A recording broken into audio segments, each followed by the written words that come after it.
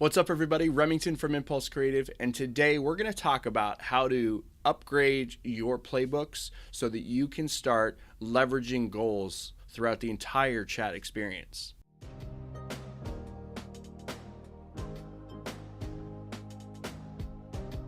A lot of times what happens is you have these different playbooks that are running different things, all for some intended outcome.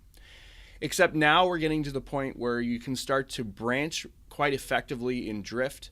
And what we're trying to accomplish in a lot of cases is qualifying or disqualifying, but maybe you don't want to send them straight through to a goal.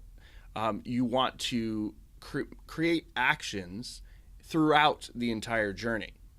So what Drift has done is they've created a feature called Actions, where you can now mark someone as a chat qualified lead or give them a lead stage throughout the entire chat journey. So you could use this in a couple different ways, but one of the biggest ones is if you're driving someone through and you're asking a question and they are becoming more qualified, maybe you start with a low chat qualified lead and then you end with a large chat qualified lead. It really depends on what you are looking to accomplish within your bot, but I'm going to show you how you can do this, and then you can see all the different ways you could use it yourself. So when we jump into your Drift account, I have a new playbook here.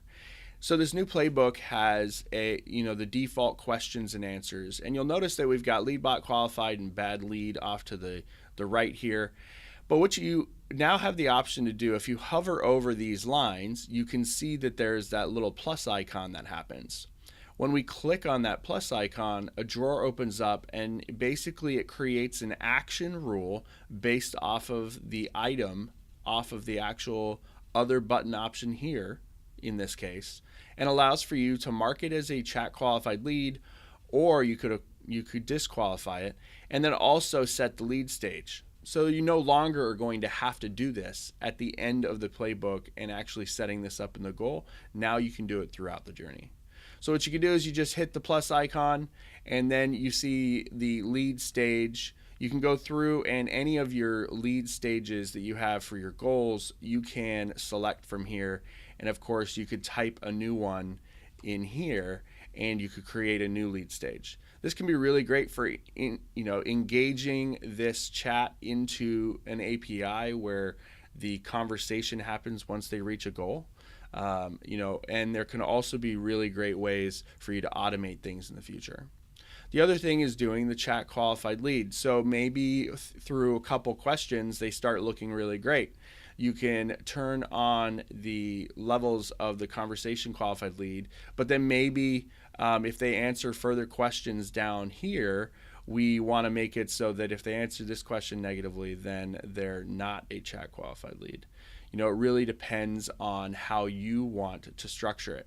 You'll also see there's a little tooltip here with the number 2, and if you hover over it, they've got the pop-up kind of showing you the criteria of what would need to be going on. So it can be a very, very effective way of creating the experience that you're looking for and allow for you to segment people in the future, even if they didn't actually convert on your chatbot sequence. So if they didn't convert on your chatbot sequence, but you still got enough information from them to start qualifying them or moving them in a certain direction, you can now create segments in the future with that as well. So that's it for today's tutorial. If you have any questions about conversational marketing or Drift, please feel free to reach out to me in the comments. If you'd like to see other tutorials we've done, you can go ahead and you can do that right here. And if you would like to subscribe to our daily tutorials, you could go ahead and do that right here. Until next time, I'm Remington from Impulse Creative. Have a great day.